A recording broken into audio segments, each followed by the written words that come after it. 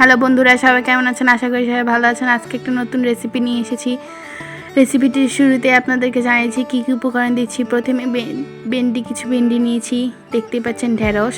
এগুলোকে প্রথমের অংশটা আর শেষের অংশটা কেটে নিচ্ছি। কাটা হয়ে গিয়েছে দেখতেই পাচ্ছেন। এরপর এগুলোকে লম্বা লম্বা করে ছোট ছোট টুকরো করে নেব।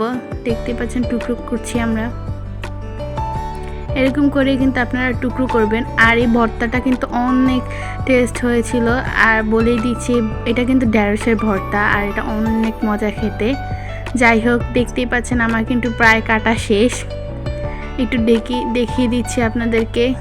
দেখতেই পাচ্ছেন আমার পিসগুলো কতটা সুন্দর হয়েছে। আপনারাও ঠিক এইভাবে কেটে নেবেন।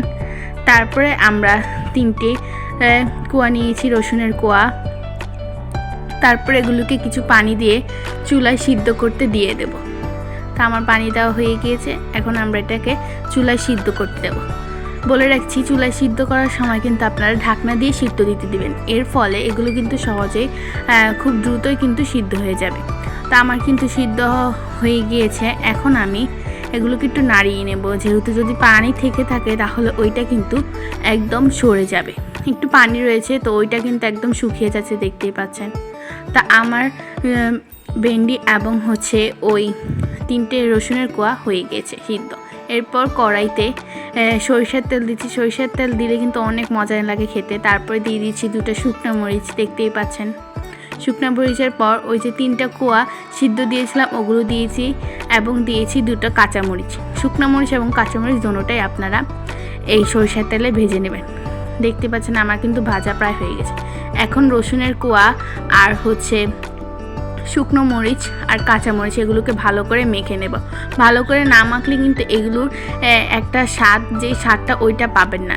ভালো করে আপনারা মেখে নেবেন। হালকা একটু লবণ দিয়ে মেখে নিলেই হয়ে যাবে। দেখতে পাচ্ছেন আমি কিন্তু ভেন্ডিতে এবং কোয়াতে কোনোটাতেই লবণ দিইনি, শুধুমাত্র এখানে লবণ দেওয়ার জন্য। এখানে লবণটা দিলে আপনারা পুরোপুরি স্বাদটা পাবেন। তো ভালো করে আমি এটাকে মেখে নিচ্ছি, দেখতেই পাচ্ছেন।